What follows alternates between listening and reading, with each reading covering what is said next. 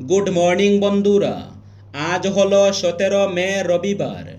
আজকের বরাক উপত্যকা তথা আসামের শ্রীভূমি, শিলচর, হাইলাকান্দি এবং ভারতের বিভিন্ন প্রান্তের আজকের সকালের বিশেষ বিশেষ খবরগুলি হলো: 21 মে শুরু হচ্ছে ষষ্ঠদশ বিধানসভার প্রথম অধিবেশন। নবনির্বাচিত বিধায়কদের স্বাগত জানাতে পুরোপুরি প্রস্তুত বিধানসভা। রঙের প্রলোভে সেজে উঠেছে বিধানসভা সচিবালয়। ফুল দিয়ে সাজানো হচ্ছে পুরো চত্বর। অধিবেশন কক্ষ জাড়ামোচা করে যা চকচকে করে তোলা হয়েছে।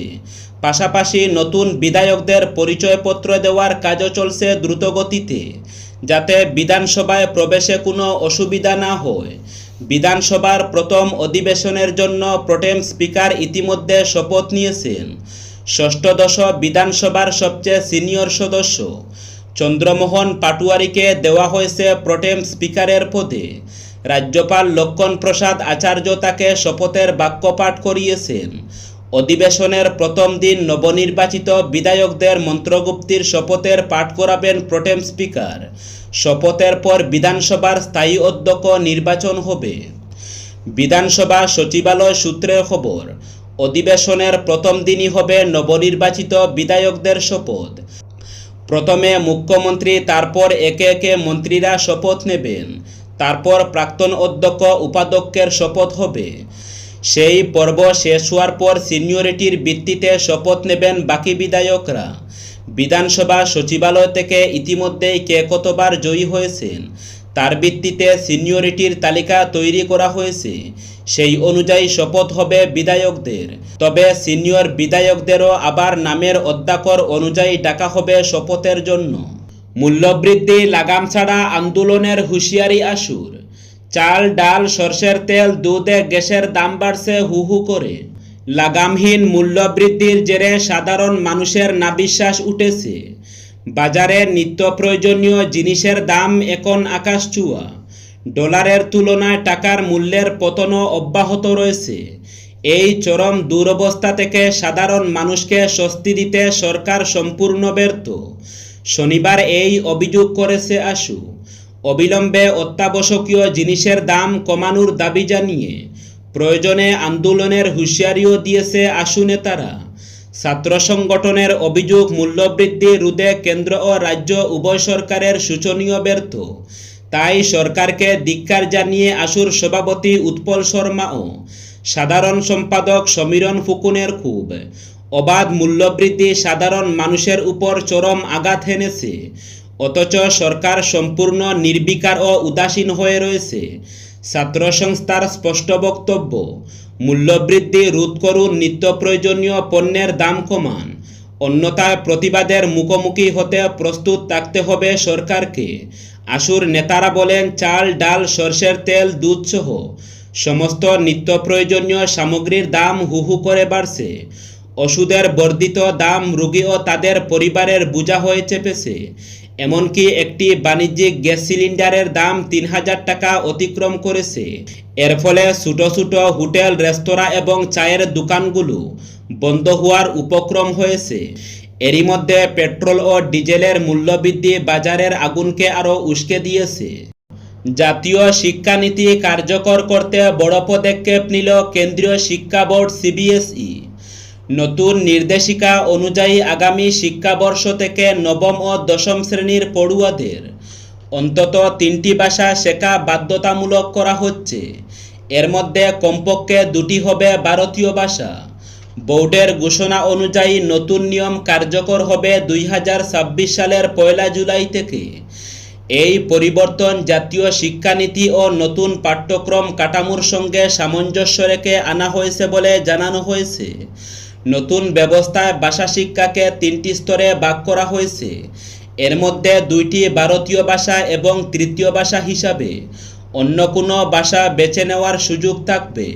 তবে কোনো বিদেশি ভাষা নিতে হলে আগে 2টি ভারতীয় ভাষা শেখা বাধ্যতামূলক। অমরানগরে ডলু নদীতে তলিয়ে গেল 2টি সেতুর অ্যাপ্রোচ। বিচ্ছিন্ন যোগাযোগ ব্যবস্থা। অবিরাম বর্ষণের জেরে উদারবন্দের অমরানগর এলাকায় 2টি সেতুর অ্যাপ্রোচ ডলু নদীতে তলিয়ে যাওয়ায় কয়েক হাজার মানুষ যোগাযোগ বিচ্ছিন্ন হয়ে পড়েছেন। শুক্রবারের প্রবল বর্ষণের ফলে অমরানগর থেকে হাতিছড়া সংযোগকারী পূর্ত বিভাগের সেতুর অ্যাপ্রোচ ডলু নদীর প্রবল স্রোতে ভেঙে নদীগর্ভে বিলীন হয়ে যায়। একইভাবে সত্যনগর থেকে সোনাছড়া সংযোগকারী পূর্ত বিভাগের সেতুর অ্যাপ্রোচও নদীতে তলিয়ে যায়। এছাড়াও অমরানগর হাতিছড়া সড়কের সোনাছড়া এলাকায় প্রায় 500 মিটার রাস্তা জলের তলায় চলে গেছে। দুটি সড়কের দুই সেতুর অ্যাপ্রোচ ধসে পড়ায় অমরানগর সহ আশপাশের বিস্তীর্ণ এলাকার কয়েক হাজার মানুষ চরম দুর্ভোগের মুখে পড়েছেন। জরুরি পরিষেবা, নিত্য প্রয়োজনীয় সামগ্রী পরিবহন এবং যাতায়াত কার্যত বন্ধ হয়ে গেছে। এমন অবস্থায় দ্রুত সেতুর অ্যাপ্রোচ মেরামত করে যোগাযোগ ব্যবস্থা স্বাভাবিক করার দাবি জানিয়েছেন স্থানীয় বাসিন্দারা। এদিকে শনিবার ক্ষতিগ্রস্ত এলাকা পরিদর্শন করেন উদারবন্দের বিধায়ক রাজদীপ গোয়ালা। গুয়াহাটিতে চালু দেশের প্রথম এআই নির্ভর ব্যাংক শাখা, ডিজিটাল আর্থিক ব্যবস্থায় নতুন দিশা। দেশের ব্যাংকিং ব্যবস্থায় প্রযুক্তি নির্ভর এক নতুন যুগের সূচনা হলো অসমে। শুক্রবার গুয়াহাটির জিএস রোডে দেশের প্রথম কৃত্রিম বুদ্ধিমত্তা বা এআই নির্ভর ব্যাংকিং শাখার উদ্বোধন করলেন মুখ্যমন্ত্রী হিমন্ত বিশ্ব শর্মা। স্মল ফিন্যান্স ব্যাংকের এই অত্যাধুনিক শাখাকে ভবিষ্যতের ব্যাংকিং পরিষেবার নতুন মডেল হিসাবে তুলে ধরেন তিনি। নতুন প্রজন্মের এই ব্যাংক শাখায় থাকছে সম্পূর্ণ স্বয়ংক্রিয় এআই নির্ভর পরিষেবা, কিউআর ভিত্তিক ব্যাংকিং, তাৎক্ষণিক কাউন্টার খোলার সুবিধা, ডিজিটাল পাসবুক প্রিন্টিং এবং মোবাইল অ্যাপ নির্ভর ব্যাংকিং ব্যবস্থা। গ্রাহকরা বহু ক্ষেত্রেই কোনো কর্মীর সাহায্য ছাড়াই নিজেরাই পরিষেবা নিতে পারবেন বলে দাবি ব্যাংক কর্তৃপক্ষের।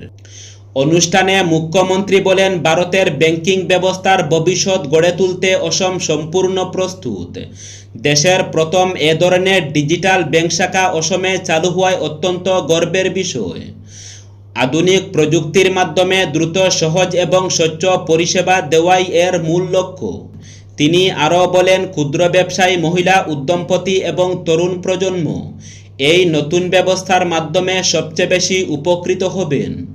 লায়ন্স ক্লাব শিলচর সেন্ট্রাল ও লায়ন্স চক্ষু হাসপাতাল শিলচরের উদ্যোগে এবং লায়ন্স ক্লাব অফ বদরপুর গ্রেটারের ব্যবস্থাপনায় আগামী সোমবার বদরপুর দেবেন্দ্রনগরে বিবিসিএল স্বাস্থ্যকেন্দ্রে বিনামূল্যে চক্ষু পরীক্ষা শিবির অনুষ্ঠিত হবে। শিবিরে কেবল 225 জন রোগী দেখা হবে। শিবিরটি সকাল 10টা থেকে দুপুর 2টা পর্যন্ত অনুষ্ঠিত হবে। ইচ্ছুক সানিপড়া দুস্থ রোগীদের ওই দিন সকাল 8টার পর শিবিরে উপস্থিত থেকে ক্রমিক নম্বরের টোকেন সংগ্রহ করতে বলা হয়েছে। দলাইয়ের নরসিংহপুর সাউথ জিপির 2 নম্বর গ্রুপের রিকিয়াসন পাড়ায় রুকনি নদীর ভয়াবহ ভাঙনে চরম আতঙ্কের মধ্যে দিন কাটাচ্ছেন স্থানীয় বাসিন্দারা। দীর্ঘদিন ধরে চলতে থাকা নদী ভাঙন সাম্প্রতিক বৃষ্টিপাতের জেরে আরও ভয়াবহ আকার ধারণ করেছে। বসতবাড়ি নদীগর্ভে বিলীন হওয়ার আশঙ্কায় উদ্বেগে রয়েছেন এলাকার বহু পরিবার। শনিবার ভুক্তভোগী পরিবারগুলির সদস্যরা জানান, রুকনি নদীর ভাঙন ক্রমাগত বাড়তে থাকায় একাধিক বাড়ি এখন ধসের মুখে। দ্রুত ভাঙন রোধে কার্যকর ব্যবস্থা গ্রহণ না করা হলে অচিরে বেশ কয়েকটি পরিবার সর্বস্ব হারাবে বলে আশঙ্কা প্রকাশ করেছেন তারা। এলাকার বাসিন্দা হীরা রিকিয়াসন জানান, ইতিমধ্যেই তার বাড়ির অর্ধেক অংশ নদীগর্ভে তলিয়ে গেছে। খুব শীঘ্রই পুরো বসতভিটাই নদীতে বিলীন হয়ে যেতে পারে বলে আশঙ্কা করেছেন তিনি। অন্যত্র যাওয়ার মতো কোনো জায়গা না থাকায় সরকারের কাছে জরুরি সহায়তার আবেদন জানিয়েছেন হীরা রিকিয়াসন। এদিকে বরাক উপত্যকার অন্যতম ঐতিহ্যবাহী ধর্মীয় তীর্থস্থান শ্রী শ্রী সিদ্ধেশ্বর শিব মন্দির কপিলাশ্রমে নদী ভাঙনের জেরে বড়সড় ক্ষয়ক্ষতির ঘটনা সামনে এসেছে। আকস্মিক নদী ভাঙনের ফলে মন্দির প্রাঙ্গণের একটি পাকা বাথরুম সম্পূর্ণভাবে নদীগর্ভে তলিয়ে যায়। পাশাপাশি মন্দির সংলগ্ন এলাকার বাঁশগাছ, কদম গাছ সহ বিভিন্ন প্রজাতির বহু গাছপালা এবং প্রায় 200 মিটার জমিও নদীতে বিলীন হয়ে গেছে।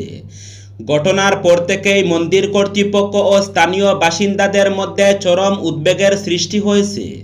তাদের আশঙ্কা দ্রুত প্রতিরোধমূলক ব্যবস্থা গ্রহণ না করা হলে ভবিষ্যতে মন্দিরের মূল অংশ এবং অন্যান্য স্থাপনা নদীভাঙনের কবলে পড়তে পারে।